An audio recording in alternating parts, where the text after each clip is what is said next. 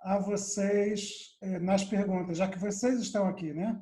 Depois eu vou também me dirigir às perguntas que foram feitas pelo WhatsApp também, mas eu quero dar preferência a vocês, se vocês têm alguma pergunta para fazer. Esse é um bom momento, vocês podem falar, mas vocês também podem escrever, tá bom? Miguel, Sim, minha cara. essa união do Netanyahu com Gantz é uma coisa boa? Olha, eu acredito que sim, porque essa é o governo de coalizão é uma coisa que a gente já está esperando já há 1 ano e meio, e até agora não se conseguia formar um governo, principalmente porque uma turma aí da esquerda estava querendo pegar o Netanyahu, botar ele na cadeia, sem julgamento, sem nada, e forçar ele a não formar o próximo governo, porque há muita inveja por detrás disso também, né? Netanyahu já está no poder mais do que qualquer outro primeiro-ministro de Israel. É importante salientar isso, que ele passou até mesmo o primeiro-ministro mais conhecido de todos, que foi o que fundou o Estado de Israel, que é o Davi Ben-Gurion. Então, para nós, como cidadãos, é uma excelente notícia. A gente espera que, com o governo de coalizão, decisões sejam tomadas de formas mais sérias e mais benéficas à população, principalmente nessa situação que nós temos aí com o coronavírus e o problema na economia do país. Tá bom, obrigado, Miguel. Ok. Shalom, Ricardo. Seja bem-vindo. Shalom, está me ouvindo? Estamos todos te ouvindo. Ah, sim, perfeito. A dúvida, eu cheguei a me enviar a dúvida pelo WhatsApp, né? Depois o senhor vai estar lendo, o irmão vai estar... Vou estar falando sobre a sua pergunta também. Achei bastante interessante. Tem outras perguntas interessantes. A Liliane já fez uma pergunta aí sobre a questão da coalizão que foi feita hoje, deve ser assinada, já foi assinada, na realidade, pelos representantes, mas deve ir agora à noite também em como é que se fala? Um pronunciamento na imprensa dos dois líderes dos devidos partidos, Azul e Branco, e o Likud, que é o de Netanyahu, Azul e Branco é o Gantz. Então, eles devem fazer um pronunciamento ainda hoje. Se houver alguma coisa significativa a dizer, nós estaremos postando também mais tarde em nosso site. Perfeito. E isso vai trazer mais estabilidade, então, para o governo? Eu acredito que sim, principalmente na área econômica, né? Eu acho que estava precisando essa instabilidade já muito grande, apesar de que, em termos econômicos, o Estado de Israel é bem mais estável do que aí, por exemplo, o Brasil, né? As mudanças políticas não influenciam tanto na economia, visto que o país procura orçamentar anualmente dentro do antro das despesas do país. Então, o país não tem assim uma inflação alta, inclusive os juros baixaram para 0,2, né? Então, os juros aqui estão muito baixos, já desde quando a gente está aqui, mas em especial desde o ano 2000, os juros estão na casa de quase 1 a 2% ao ano só. Tá? Isso é uma coisa muito boa. Ok. Isso aqui no Brasil seria um paraíso, isso. Olha só, juros de cartão de crédito é mais alto, como em qualquer lugar do mundo, né? Porque os juros do cartão de crédito visam a pessoa forçar o pagamento. Mas juros bancários, por exemplo, para hipoteca de casa, para empréstimos a longo prazo, aí eles já baixam, vamos dizer, entre 2% a 3%, né? E os juros do governo em si é na casa dos 0,5% a 1% no máximo. Ok, seja bem-vindo também, Ezequias. É isso aí. Eu vou dar uma olhadinha nas perguntas que foram feitas. Se vocês estão aqui e querem fazer mais perguntas, a preferência para vocês que estão aqui do que as perguntas que foram feitas no WhatsApp. Ricardo já mandou pergunta pelo WhatsApp, então eu vou dar uma olhadinha novamente para lembrar a pergunta do Ricardo. Vamos lá. 1 minuto. Obrigado, Miguel. Ricardo, você perguntou sobre as principais diferenças entre teologia messiânica e nazarena, né? E sobre missiologia, né? São essas as duas perguntas, né? A primeira, diferenças básicas no que se refere à teologia messiânica e nazarena, e a outra relacionado ao qual é a sua perspectiva do momento que Israel vive na perspectiva missiológica mesmo, pensando nos gentios, né? Ou seja, como os gentios podem errar menos nesse caminho missiológico para Israel. Obrigado, Miguel. Eu acho que essas duas perguntas são excelentes. Não existe uma diferença muito grande entre o judaísmo nazareno e o judaísmo messiânico, até porque ambos são, eu considero assim, muito novos para ter uma estrutura teológica fundamentada. Tá? Obviamente, eu mesmo, existe um curso que eu estou lançando que se chama Teologia Messiânica, que trata da teologia no Velho Testamento e como ela se reflete no Novo Testamento dentro da ótica dos hebreus, não da ótica grego-cristã, mas sim da ótica hebraica. Existe uma diferença, sim, e a diferença normalmente está na questão da questão pragmática do praticar a fé. Nós vemos no Velho Testamento, que é a Torá e o Tanar juntos, que o tempo todo a fé resulta em ações, ou seja, uma fé pragmática. Já na Nova Aliança, por causa da influência do pensamento grego, de uma forma geral, a questão prática na teologia nazarena se tornou muito mais teórica e muito mais filosófica do que pragmática. E, de fato, essas são as duas grandes diferenças entre as duas teorias, entre as duas teologias. Eu toco muito nesse ponto quando eu falo sobre assuntos ligados aos judeus messiânicos e sobre o judaísmo também. A grande diferença entre os judeus messiânicos, o judaísmo ortodoxo e o cristianismo é justamente que um puxa para o lado somente do pragmático, somente das ações, outro puxa para o lado somente filosófico, e o judaísmo messiânico tende a mesclar os dois lados, que é transformar a sua fé filosófica em ações práticas. Tá? Eu acho que é por aí. Na questão da missiologia, eu fiz uma palestra uma vez lá em São Paulo, falando sobre isso. Onde nós estamos e onde nós erramos. Bem, nós estamos, eu acredito, no princípio nos primeiros frutos, né? Quando a oliveira começa a florescer. Esse é o primeiro ponto que eu acredito. Como eu acredito nisso? É porque agora o corpo do Messias em Israel está começando a dar frutos. Então, esses são os primeiros frutos, né? Então, a gente sabe que o verão está próximo, é o que diz a palavra. Segundo ponto que isso se reflete é o fato de que nós estaríamos também, já que estamos nos primeiros frutos, nós estamos nas prévias da grande tribulação. Não estamos na grande tribulação, mas estamos nas prévias da grande tribulação, ou seja, no princípio das dores. E o terceiro fato que isso se reflete é que está chegando o fim, o que nós chamamos de dispensação gentílica.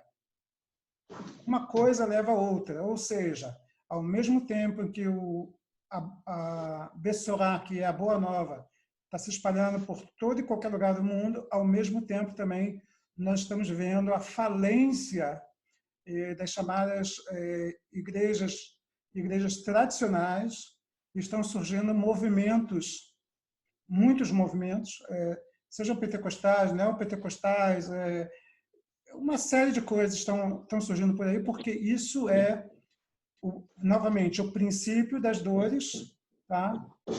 Ao mesmo tempo em que haverá também a apostasia dos últimos dias. Tudo isso está relacionado. Quando a apostasia chegar no seu clímax, então, realmente estamos chegando no verão, que é o tempo messiânico, o tempo da era messiânica. Exatamente o que vai acontecer ali, a Bíblia dá um monte de pistas para a gente, mas essas pistas podem nos confundir também, né? Em assuntos como, por exemplo, o arrebatamento e outras coisas mais, que existem divergências teológicas dependendo do ponto de vista que você analisa o texto. Nessa questão de... como é que se diz? Nessa questão de escatologia, eu prefiro não entrar na questão de escatologia, porque é uma questão muito polêmica, muito diversa. Eu tenho uma opinião formada, e até mesmo, como a gente costuma dizer, onde tem 2 judeus, existe sempre pelo menos 3 opiniões. Então, até eu mesmo tenho algumas ideias do que pode acontecer e como pode acontecer, mas eu não confio nelas, eu prefiro confiar que devemos ter uma vida aos pés do Mestre, e não importa o que vai acontecer, estaremos prontos para ele. Bem, isso aí é um resumo das suas perguntas. Uma outra coisa que você perguntou em relação à missiologia, onde nós erramos ou podemos errar menos.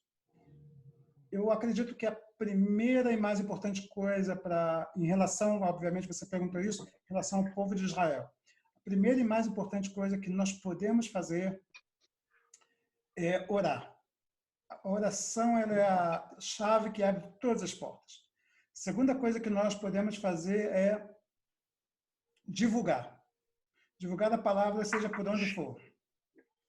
Terceira coisa que nós precisamos saber é conhecer. Conhecer o que os judeus falam, conhecer o que eles pensam, né? E, obviamente, dentro desse quadro de conhecimento, nós também temos nossas bases espirituais fundamentadas para, na oportunidade, sermos testemunhas fiéis daquilo que conhecemos, né? Não é fácil, exige bastante preparo, exige também de nós, sabemos que nem sempre tanto preparo vai ser utilizado conforme a gente quer, mas eu acredito que esse é o preço que nós temos que pagar se desejamos realmente alcançar vidas entre o povo judeu. Mas eu quero dizer para vocês que tentar se tornar como um judeu para pregar para judeus é o maior erro que uma pessoa pode fazer. E esse erro é muito comum, principalmente entre as igrejas modernas, eu diria assim, até mesmo as igrejas tradicionais, denominações tradicionais, como batistas, presbiterianos, luteranos, erraram nesse método. Erraram nesse método porque eles tentaram atrair os judeus pelos elementos físicos, pelo aquilo que se vê. Ou seja, colocar uma estrela de Davi, colocar um Sefer Torah, colocar um versículo em hebraico. Esses instrumentos são apenas artifícios. E esse é o maior erro, é se concentrar nisto. Nós temos que nos concentrar, sim, em demonstrar de forma direta o amor pelo povo de Israel. Porque o amor é a arma mais poderosa que você pode desfazer as setas dos inimigos. Né? Eu acredito que se nós utilizarmos mais, voltando para aquilo que eu já falei, se nós voltarmos a utilizar mais a arma de sermos práticos em nosso amor, de sermos não somente filosóficos naquilo que cremos, então eu acho que não só os judeus, mas o mundo todo será contaminado pela palavra de Deus, mais do que o coronavírus. Tá? Se soubermos levar a nossa fé filosófica para a prática, o mundo todo será alcançado. É aí que eu acho que nós estamos. Bem, nós temos aí 10 pessoas, não estou vendo todos, novamente eu vou dar preferência para quem está fazendo perguntas aqui, apesar de que eu recebi algumas perguntas no WhatsApp e vou tentar estar respondendo. Algumas pessoas disseram que não tem, só queriam participar, mas, por exemplo, deixa eu ver quem foi, eu gosto de dizer quem foi, Simone Pimenta perguntou como os judeus messiânicos esperam a volta do Messias e quais são as diferenças dessas crenças com a dos rabinos judaicos. Ok. Vamos dizer assim, a grande diferença entre os judeus e os judeus messiânicos é que os judeus eles esperam um Messias no modelo velho testamentário, ou seja, um Messias de acordo com a Torá. Eles esperam, na realidade, um rei, porque a palavra Messias era utilizada somente para duas funções. A palavra Mashiach, ou Meshiach Elohim, quer dizer, ungido de Deus, só era utilizado para duas funções. Uma era o sacerdote, ou melhor, o sumo sacerdote, e o outro era o rei. Como o sumo sacerdote era ungido automaticamente quando o filho mais velho do sumo sacerdote se tornava maior de idade para serviço, então não havia necessidade de ungí-lo como sacerdote, a unção era feita normalmente. A palavra Mashiach Elohim ficou mais ligada à unção real. Portanto, toda vez que os judeus leem na Bíblia Mashiach Elohim, eles associam essa palavra à palavra rei. Eu vou dar um exemplo para vocês. Deus chama Ciro, rei da Pérsia, Meshiri. Ele quer dizer, o meu ungido. Deus chama Ciro de meu ungido. Talvez, teologicamente falando, você dissesse, gente, Deus é louco, Ciro era pagão. Como é que ele chama Ciro de ungido? O próprio Deus chama Ciro de ungido. É por causa desse contexto que eu falei para vocês. Uma pessoa era ungida ou para ser sacerdote ou para ser rei. Como Ciro, rei da Pérsia, ele foi ungido pelo povo dele para ser rei sobre o Império Persa, quem na realidade nós sabemos que aprova os reinos no mundo é o próprio Deus. Então, Deus está dizendo, não, ele é meu ungido. Eu permiti que ele fosse ungido pelos homens para que ele fosse o rei de toda a Pérsia. Então, nós precisamos estar em mente que para os judeus é necessário que haja um rei. A pergunta é, os judeus esperam ou não esperam um rei nesse tempo? A grande maioria não espera. Entre os judeus ortodoxos, agora eu quero esclarecer uma coisa, os judeus ortodoxos são 25% da população de Israel somente. Proporcionalmente, no mundo inteiro, também é somente entre 20% a 25%, ou seja, é a minoria do povo de Israel. Dentro dessa minoria, eu diria assim, talvez 50% espere ainda o Messias. Talvez menos até. Isso quer dizer que talvez 12,5% espere o Messias, ou seja, um número muito pequeno. Tá? Por que isso? Porque o judaísmo atual, apesar de que existem correntes que falam sobre profecias e tudo mais, o judaísmo atual ele não está preocupado e não vive em torno de profecia. Ele vive em torno da tradição, ou seja, o mais importante para eles é cumprir a lei e a tradição, que através disso eles vão aproximar a vinda do Messias. A única forma em que os judeus ortodoxos pensam que eles podem aproximar a vida do Messias é transformando todo mundo em judeu ortodoxo e cumprindo a lei. Obviamente, não é uma coisa que, segundo os moldes deles, vai acontecer nem em 100 anos, mesmo que eles se esforcem para fazer isso ano após ano e que eles se tornem uma corrente mais missionária do que os próprios missionários cristãos, eles não vão conseguir transformar o povo de Israel todo em ultra-ortodoxo e que todos cumpram a lei e o Messias venha. Em termos ultra-ortodoxos, essa vinda do Messias é praticamente impossível. Existe, porém, outra corrente que ainda é menor, menos de 10% da população, que são os judeus tradicionais.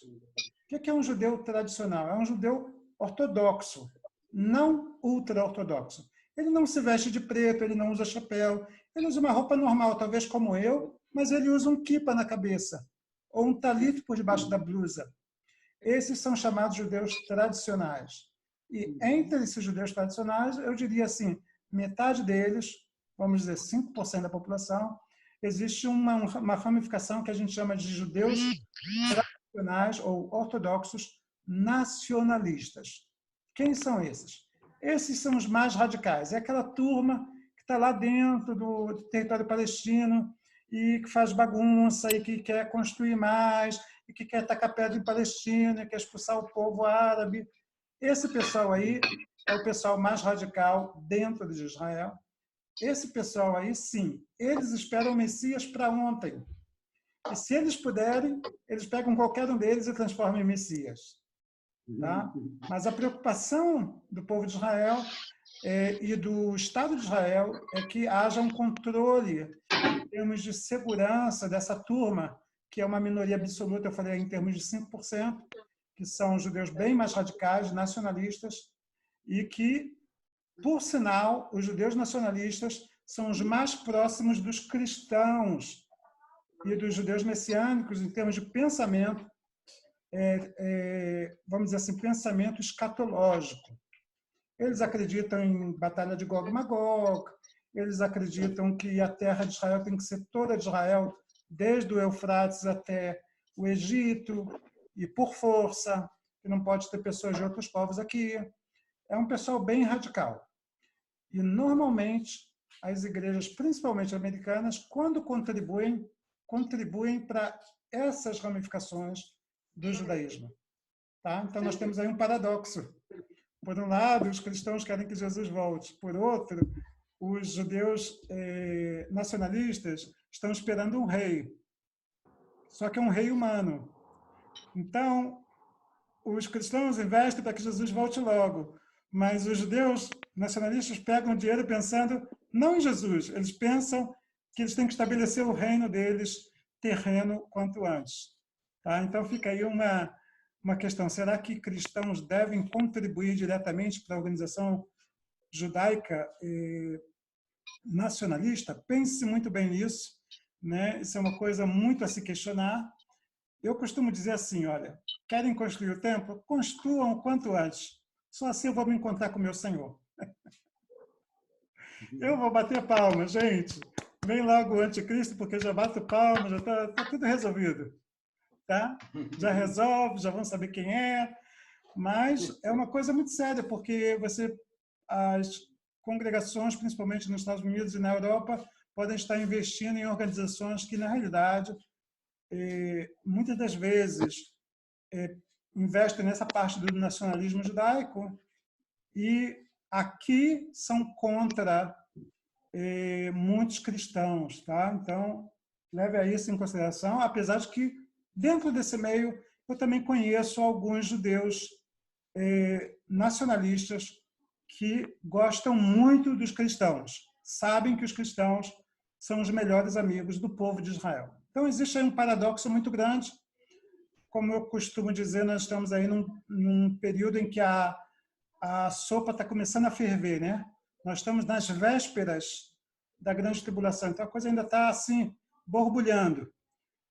A gente não sabe se vai virar uma sopa, se vai virar um mingau, a gente não sabe direito, mas existe muito paradoxo aí entre essas duas correntes, os evangélicos e protestantes na América Latina, Estados Unidos e Europa, e os judeus nacionalistas ortodoxos aqui, não os ultra-ortodoxos, porque os ultra-ortodoxos não sentem tanta necessidade de um Messias quanto os nacionalistas. Tá?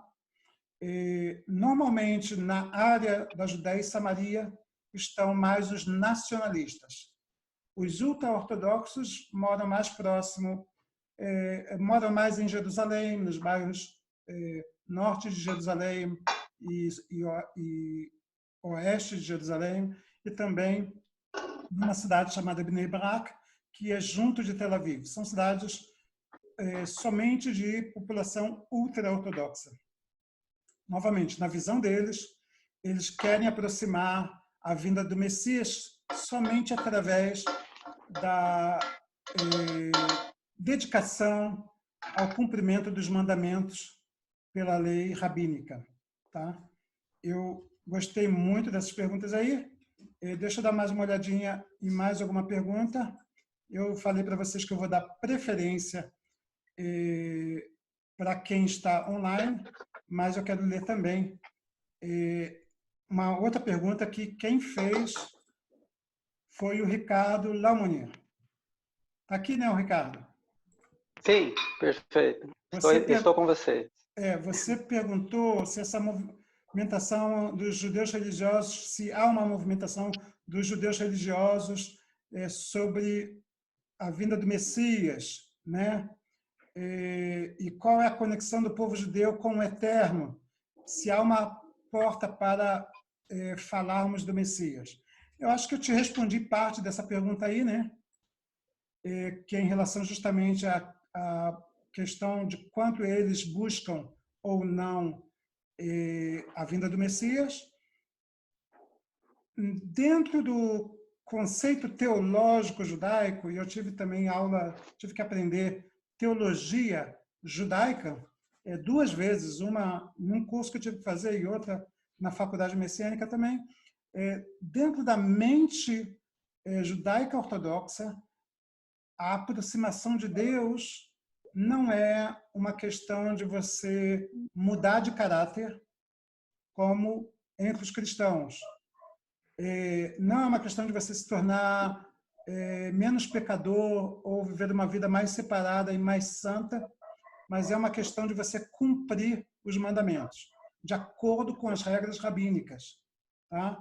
Eles justificam isso com diversos textos. Depois, se vocês quiserem, quais são os textos que justificam o cumprimento das regras de acordo com as regras rabínicas, depois eu posso mandar para vocês, mas para eles, o que aproxima eles do Eterno é o cumprimento da lei. E nós sabemos, através de Yeshua, que a lei, realmente, o que acontece é ao contrário, ela nos afasta de Deus. Por outro lado, existem muitos cristãos que dizem, estamos na graça, não precisamos fazer nada.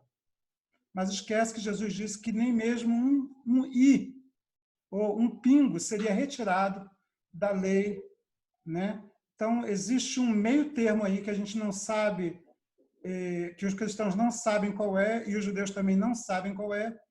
E eu acho que muitas vezes são aquilo que os judeus messiânicos tentam buscar. Ou seja, transformar a fé não somente em algo filosófico, mas em algo prático. Não prático da forma com que os judeus ortodoxos e ultra-ortodoxos praticam, mas de forma sábia, como Jesus nos ensinou a praticar.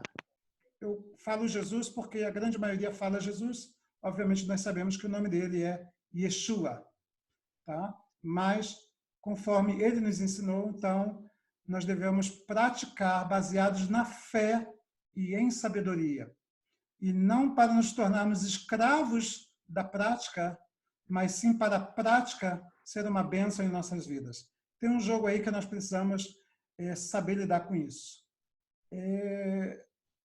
Bem delicada essa questão, cada questão deve ser analisada à luz da Bíblia, e nesse ponto eu acredito que eles estão assim muito cegos em relação à prática em si, mas eu acredito também que através do conhecimento, da leitura que eles fazem diariamente, muitos têm conhecido a Yeshua. Para vocês terem uma ideia, quando eu cheguei em Israel, haviam 2.000 judeus messiânicos. Hoje, acredita-se que o número está entre 18.000 a 22.000 judeus messiânicos no país. Então, está ocorrendo um movimento daquilo que eu costumo dizer, a figueira está começando a florescer. Tá bom? Então, eu espero que eu tenha respondido isso aí também. Vamos lá. Eu vou tentar achar mais alguém aqui que me mandou O que Miguel, aconteceu? só uma pergunta em relação a isso. É porque você falou de um tempo, né? E Isso. você está em Israel há quanto tempo? Só para a gente fazer uma Ah, tá. ligação aí. Desculpa. Eu cheguei em Israel em 1996, tá? E esses eram os dados em 96. Hoje estamos em 2020. Nós temos uma diferença de 2.000 para, vamos dizer assim, em torno de 20.000, 10 vezes mais, um período relativamente grande, obviamente. Mas eu acredito que no momento em que o número cresce, como tem crescido nos últimos anos, a tendência é haver também um aceleramento, né? Você multiplica 2 mais 2 são 4 só. Quando você pega 4, multiplica mais, e você soma mais 4, já são 8, não é mais 4 mais 2, não é 6, é 8. Depois, quando você pegar 8 e mais 8, já não vai ser 8 e mais 2, que é 10, vai ser 8 mais 8 vai ser 16. Então, conforme o número vai crescendo, a possibilidade da palavra de Deus se espalhar e fazer efeito no meio da população é maior ainda. Ok, vamos lá. Uma pessoa perguntou por que Netanyahu quer fazer a colisão agora? O que é que houve? Qual é a movimentação? O que é que está acontecendo? O fato é que Netanyahu empurrou o máximo que ele podia, né? E o povo de Israel está sedento por um governo de coalizão, principalmente por causa da situação que nós estamos passando. O motivo foi uma grande pressão que está sendo exercida sobre ele. E complementando outra pergunta que uma pessoa também fez, essa semana tiveram protestos de Jerusalém, mesmo com o isolamento do coronavírus, tiveram protestos em Jerusalém e em Tel Aviv. Em Tel Aviv, cerca de 2.000 pessoas protestaram ontem, um protesto que a gente chama protesto das bandeiras pretas, acusando Netanyahu de corrupção e pedindo para que as pessoas não aceitassem o governo de coalizão. Então, Netanyahu está com uma certa pressa porque ele está vendo que o cerco judiciário está se fechando nele. O acordo que foi feito é que 1 ano e 6 meses ele governe e 1 ano e 6 meses Gantz governe. O que vai acontecer no meio do caminho nós não sabemos se vai durar 1 ano e 6 meses, se a coalizão vai se romper antes. Eu espero que não, eu espero que a coisa seja bem feita e que também, claro, a justiça haja de forma justa em relação a Netanyahu e não de forma influenciada pelos meios de comunicação e pela esquerda. Ok. Deixa eu ver se tem mais alguma pergunta. Se não, eu vou deixar para vocês. Espera aí. A minha pergunta seria, neste tempo que estamos passando, o que te deixa temeroso? Obrigado pela pergunta, irmã Jacinta. Eu sou uma pessoa assim que, de uma forma geral, eu não sou de ter medo, não. Tá? Eu já passei assim por umas situações bem complicadas.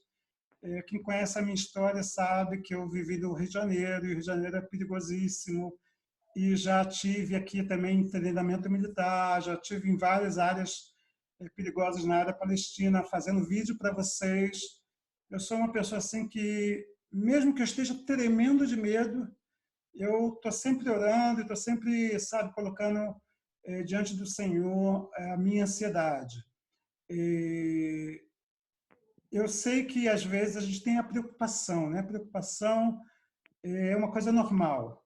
Medo, eu não diria, mas preocupação, tudo bem. A preocupação, por exemplo, de que a crise continue e a gente sofra uma certa pressão econômica no país, né? E com a crise, o país não consiga manter sua segurança, né? Sua segurança nas ruas, sua segurança nas fronteiras, porque existem muitos recursos que estão indo para outras áreas. Essa é uma preocupação, novamente. Em relação a medo, realmente, eu acho que eu já depositei o meu medo há muitos anos atrás, ainda quando eu estava lá no Brasil, nas mãos do Senhor, e falei, Senhor, já aconteceu isso, deixa para lá, esquece, daqui para frente o que vier é lucro. Mas existe essa preocupação, né? Existe essa preocupação. Eu, por exemplo, fiquei preocupado aí essas semanas de estar fornecendo para vocês materiais, estudos e vídeos, e não pude realizar muitas coisas. Outras eu pude realizar, como a transmissão de vídeos e outras coisas mais.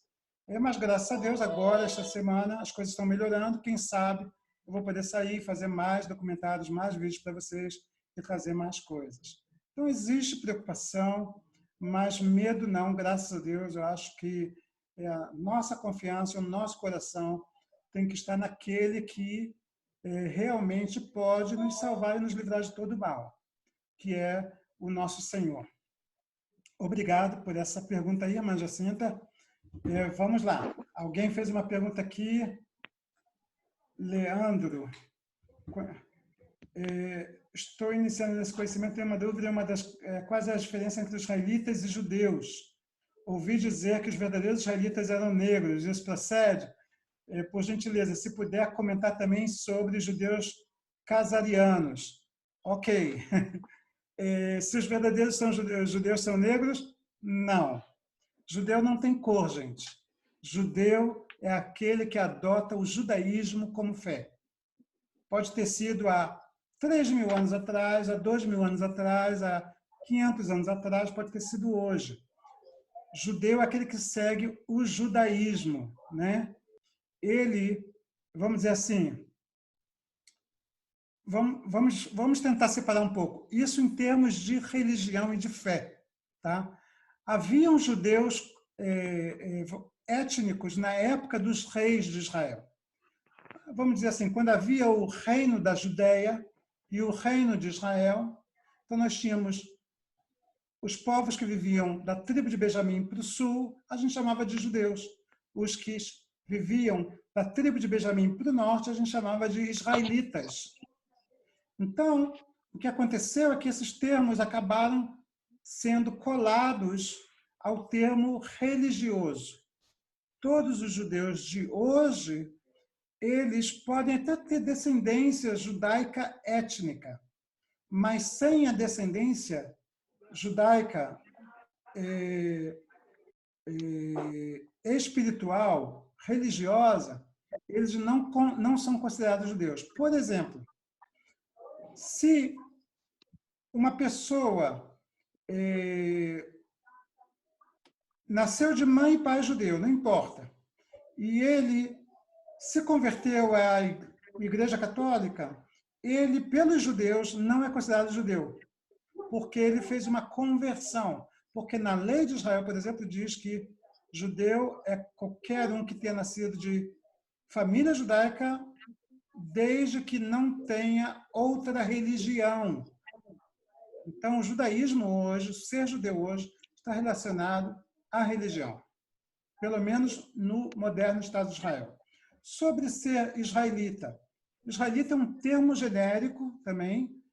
Os israelitas da Bíblia eram todas as tribos, inclusive os judeus.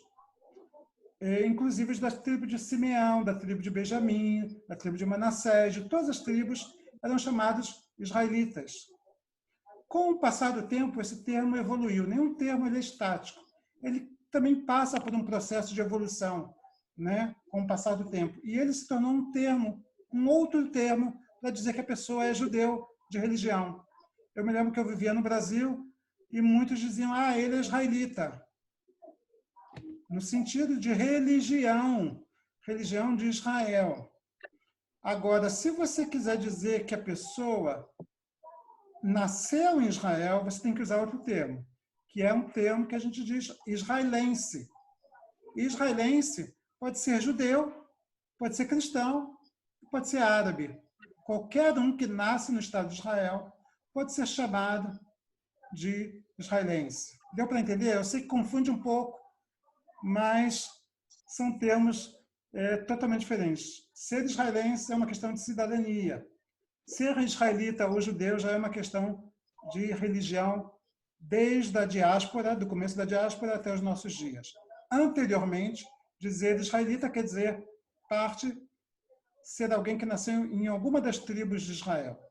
E ser judeu, anteriormente, ao primeiro século, era qualquer um que nascia na região da Judéia. Os termos evoluíram um pouco. Bem, sobre os judeus casarianos. Judeus casarianos, na realidade, seriam judeus que teriam vindos do reino da Casária. Eu escrevi um artigo completo sobre isso. O reino da Khazaria ficava próximo da onde é o Uzbequistão, Turcomenistão, essa região do Cáucaso Oriental e da região do Mar de Aral, um pouco mais para o sul, próximo ali do Uzbequistão. Havia um grande reino que a gente chamava Reino de Khazaria. Depois, se vocês quiserem, eu vou colocar para vocês no grupo do WhatsApp um link novamente sobre esse artigo inteiro que eu escrevi. É um artigo que mostra mapa, fala sobre a cultura deles, mostra foto, um monte de coisa. Eu acho que vale a pena também vocês darem uma olhada aí. Alguém tem mais uma pergunta? Miguel. Sim. Miguel? Estou te ouvindo, minha cara. Você estava falando sobre o judeu e o israelita. Isso. No caso, então, você, que é messiânico, você é considerado o quê? Bem, uma boa pergunta, né? Bem, pela lei de direito de imigração, para status de imigração para o Estado de Israel, eu sou considerado judeu, porque eu nasci em família judaica. Obviamente, meu pai, meu avô, meu bisavô, meu tataravô, todos eles vieram de famílias judaicas. Comprovadamente, através do papel. Então, pela lei de Israel, eu sou considerado judeu com direitos de imigração. E é sob este status que eu estou aqui. Para os judeus ortodoxos que me conhecem, eles vão dizer, não, você não é judeu, você é cristão, você acredita em Jesus. Mas para os cristãos vão dizer, não, você não é cristão porque você segue certos mandamentos da lei, você vive muita coisa aí que os judeus também vivem, você cumpre as festas, você faz jejum em Yom Kippur, você faz isso, faz aquilo outro. Então, eu costumo dizer assim, nós estamos bem no meio, né? A gente pode ser atacado por aqui ou bendito por ali, não importa. Mas o fato é que, na ótica civil de Israel, eu sou considerado como qualquer israelense com direito a viver aqui com a minha família e tudo mais. Qualquer descendente meu também terá esse direito. Então, é nesse status que eu vivo aqui. Valeu? Obrigada. Ok. Deixa eu ver se tem mais alguma pergunta. Fala. Oi. Por gentileza, com relação a Jeremias 16, versículos 15 e 16, fala que o Eterno iria estar juntando Israel novamente, né? Sim. E que ele enviaria pescadores. Jeremias 16, capítulo 16, versículos 15 e 16. Ok, deixa eu dar uma olhadinha, que eu gosto de estar por dentro aí. Perfeito. A tradução que eu tenho diz assim, pode ficar à vontade. Pode falar. Pergunta. Tá. Então, a pergunta é, o Eterno fala no versículo 15 que traria de volta, né, os filhos de Israel para sua terra, e que mandaria pescadores e depois caçadores. Né? Uhum. O que o irmão entende nesse sentido? Que assim, o Eterno iria convidar através dos pescadores, e aqueles que não quisessem ir, iriam através dos caçadores, ou seja, não iria como convidado, mas depois iria à força. Seria isso? É mais ou menos isso. Eu acredito que isso está bem relacionado, de fato, com o que aconteceu no último século e meio, né? Nós temos assim um movimento sionista, né? Começou mais ou menos 150 anos atrás, onde no movimento sionista começou-se a incentivar o povo de Israel a voltar. Foi a época da ideologia, né? Entrou o socialismo também na Europa Oriental e isso impulsionou ainda mais os judeus a buscarem uma identidade. E essa identidade eles só buscariam se eles voltassem para a terra deles. Então, isso aí, eu acredito que isso aí tem a ver com os pescadores mesmo, né? A coisa de lançar uma ideia e a pessoa cair na isca da ideia e tomar uma decisão de mudar a sua vida através dessa ideia. Eu acredito que o movimento sionista está muito relacionado com isso aí. Agora, o movimento dos caçadores está relacionado com o Holocausto. Tá? Depois que começou um movimento em que já uma grande onda veio para Israel, que foi as primeiras ondas de imigração, até a quarta onda de imigração de Israel, né? Então, começou a Segunda Guerra Mundial e isso impulsionou ainda mais a vinda de imigrantes. Tá? Há pessoas que acreditam que se não houvesse o Holocausto, talvez nunca houvesse o Estado de Israel. Não é questão de que a ONU não daria um lugar para o Estado de Israel, mas é questão de números. Os números não eram suficientes para haver uma, como é que se diz? Uma mudança radical na demografia e aí forçar a formação do Estado de Israel.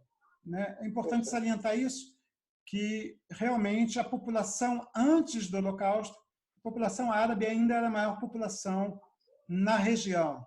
Com o Holocausto e a chegada de milhões, então isso impulsionou a formação do Estado de Israel. Então, eu acredito que esses dois quadros aí, o movimento sionista e o Holocausto, a Segunda Guerra Mundial, estão muito relacionados com esse texto que você leu aí. Tá? Eu li essa semana também um outro texto em Zacarias, também falando sobre que Deus traria o povo de Israel de todos os cantos da face da terra. Depois que ele trouxesse o povo de Israel de todos os cantos da face da terra, ele também traria sobre Jerusalém a paz e Jerusalém habitaria novamente no seu lugar. Isso é muito interessante porque nós vemos que, durante muito tempo, Jerusalém deixou de ser chamada pelos donos, pelos líderes da cidade, pelos senhores da cidade de Jerusalém. Ela era chamada de Al-Quds. Al-Quds é o nome árabe para Jerusalém, que não tem nada a ver com Jerusalém, quer dizer, o santuário distante. Jerusalém só voltou a ser chamada oficialmente pelos seus donos durante o Império Britânico. E, com o estabelecimento do Estado de Israel, o Estado de Israel voltou a chamar também de Jerusalém. Então, no livro de Zacarias diz que Jerusalém habitará novamente em Jerusalém. Nós vemos aí também um outro cumprimento profético. Vamos lá. Miguel, é Cristina, de São Paulo, tudo bem? Tudo bem, minha cara? Por favor, você pode me falar alguma coisa sobre Miqueias 7:20? Vamos lá. Miqueias 7:20.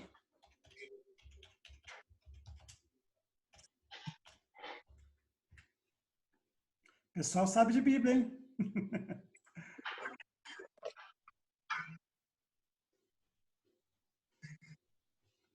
Ok. Bem, eu acho ótimo esse texto, e esse texto está relacionado a Romanos 11. Ok? Mostrarás fidelidade a Jacó. Como? Você vincula ele a Romanos 11? Romanos 11, tá? Mostrarás fidelidade a Jacó e bondade a Abraão, como prometeste sob juramento aos nossos antepassados na antiguidade. Olha, o que é isso, senão a restauração do povo de Israel? E se você quiser saber sobre sobre a restauração do povo de Israel, eu aconselho você ler a Romanos 11, tá? Até porque ali está a chave para o fim dos tempos. Eu vou ver se eu leio aqui com vocês. Livro de Romanos. Vou ler um pequeno texto para vocês aqui, que eu costumo dizer isso quando eu dou palestra, para vocês entenderem o papel dessa palavra de Romanos. Tá assim, ó, Romanos 11:11. Daqui a pouco tu começa a escurecer, já. 4 horas já. Digo, pois, porventura, tropeçarão para que caíssem? De modo nenhum. Mas pela sua queda veio a salvação dos gentios para incitar a emulação. Tá? Incitar a emulação. Agora vamos ver o que diz a seguir. E se a sua queda é a riqueza do mundo e é a sua diminuição a riqueza dos gentios, quanto mais sua plenitude. Porque convosco falo, gentios, que enquanto for apóstolo dos gentios, exalto o meu ministério. De maneira alguma posso incitar a emulação dos da minha carne e salvar alguns deles. Porque se a sua rejeição, versículo 15, é a reconciliação do mundo, qual será a sua admissão, senão a vida entre os mortos? Ou seja, eu traduziria isso assim: se a sua rejeição é a reconciliação do mundo, o que seria a sua aceitação, senão a ressurreição dos mortos? Então, Entendi. eu acredito que Miqueias está falando sobre esse dia em que Deus vai restaurar a sorte de Israel, que é Jacó e Abraão, né? Ou seja, Jacó vai voltar à graça, ele vai voltar a ser Israel, tá? Vai Voltar a ser Israel. Obrigado, Miguel. Nada, minha cara. Bom te ver por aqui. Estou te esperando ano que vem aqui, hein? Tomara que estejamos assim, né, Miguel? Seria bom quem estivesse participando, se não estiver falando, fechar o microfone, tá bom? Tem mais alguma pergunta, gente? Já estamos aí quase 1 hora.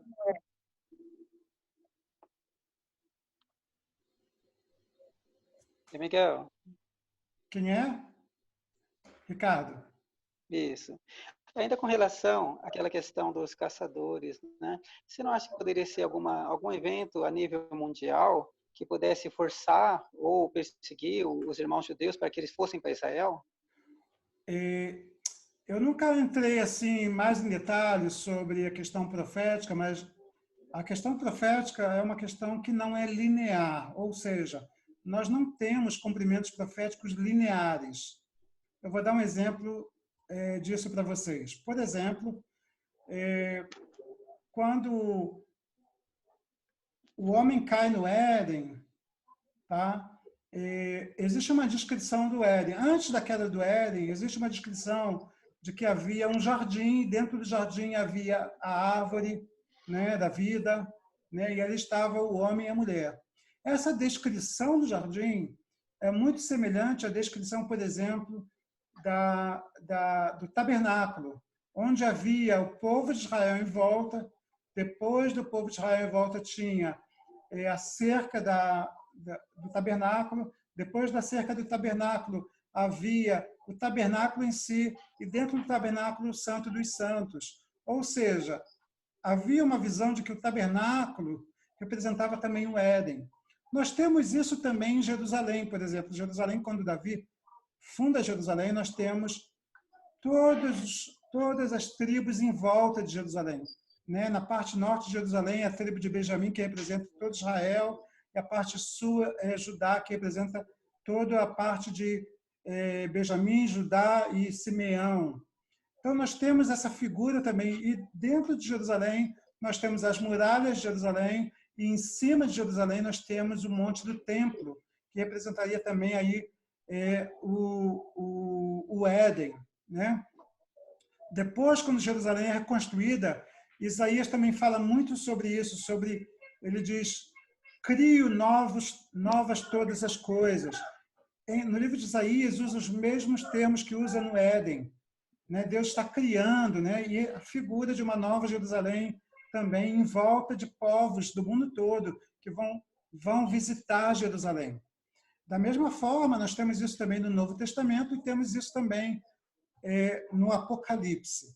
Por que eu estou falando isso para você? Sobre esse cumprimento profético que você tem aí, ele não é linear, ou seja, não é que houve um cumprimento e acabou. Pode ter havido esse cumprimento também antes. Eu vou dar uma ideia, uma sugestão para você. Por exemplo, isso aconteceu também na época de Esdras e Neemias. Tá? Veio a primeira leva, com 50 anos. Começaram a tentar reconstruir, não conseguiram. Aí veio a segunda leva, com 70 anos, junto com Neemias. Nós vemos essa questão aí novamente, do pescador e do caçador. São duas formas de trazer o povo de volta.